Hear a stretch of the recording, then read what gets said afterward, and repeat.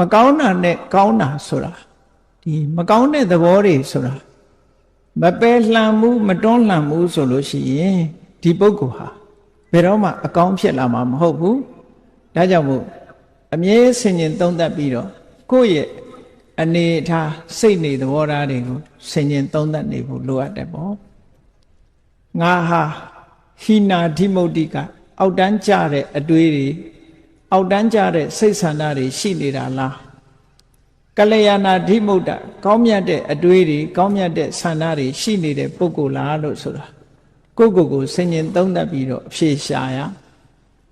ဆင်ញင်သုံးသပ်လိုက်တာနဲ့အဖြေဆိုတာထွက်လာဟိနာဓိမုတ်တိကအောက်တန်းကြတဲ့စိတ်ဓာတ်တွေငါမှရှိနေတယ်ဆိုရင်ပြင်ရမယ်ပေါ့ဒီစိတ်ဓာတ်တွေကိုယ်တိုင်မပြင်လို့ရှိရင်တိတဲ့ဘဝမှာမပြင်ရင်လူတွေဟာခောက်ရိုးကျိုးသွားပြီးတန်တရားမှာဇယိုက်ဆိုးတွေနဲ့ပဲသွားတာဒါကသေးသေးချာချာစဉ်းစားကြည့်နော်လူဘဝမှာ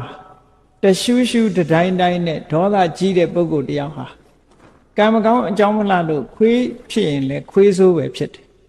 ကြက်ဖြစ်ရင်လည်းဟိုခွတ်ဒီခွတ်ဟိုစိတ်ဒီစိတ်ကြက်ဆိုးပဲဖြစ်မယ်ငှက်ဖြစ်လို့ရှိရင်လည်းငှက်ဆိုးပဲနွားဖြစ်ရင်တောင်မှပဲဟိုနွားခွေဒီနွားခွေတရှူးရှူးလုပ်တဲ့နွားဆိုးဖြစ်တယ်နော်ဒီတဲ့ဆိုရင်တော့ကြားတို့အကောင်မလောင်တွေကြိုက်စားတဲ့ချင်းသေးတို့ဆိုတဲ့အကောင်မျိုးတွေသွားဖြစ်တယ်ဒေါသသမားတွေဟာအဲ့ဒီတိုင်းပဲအဲ့ဒီလမ်းကြောင်းပေါ်ရောက်သွားတယ်မပြင်းနိုင်ဘူးဆိုလို့ရှိရင်အဲ့ဒီလမ်းကြောင်းရောက်သွားတရိစ္ဆာန်တွေကိုကြည့်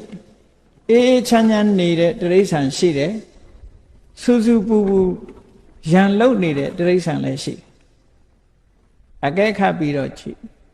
ရန်လုတ်တတ်တဲ့တရိစ္ဆာန်တစ်မျိုးတည်းတည်းပဲရန်လုတ်တဲ့တရိစ္ဆာန်ရှိတယ်ရန်မလုတ်တဲ့တရိစ္ဆာန်ရှိတယ်ခွေးထဲမှာလည်းသဘောကောင်းတဲ့ခွေးရှိတယ်သဘောဆိုးတဲ့ခွေးရှိတယ်နော်အမှတ်တမဲ့နေရင်တော့မသိဘူးသေချာကြည့်လို့ရှင်ခွေးဟာကြိုက်တတ်တဲ့ခွေးရှိတယ်မကြိုက်တတ်တဲ့ခွေးရှိတယ်ကြိုက်တဲ့ခွေးဆိုတာသဘောဆိုးလို့ကြိုက်တာနော်သဘောမဆိုးတဲ့ခွေးက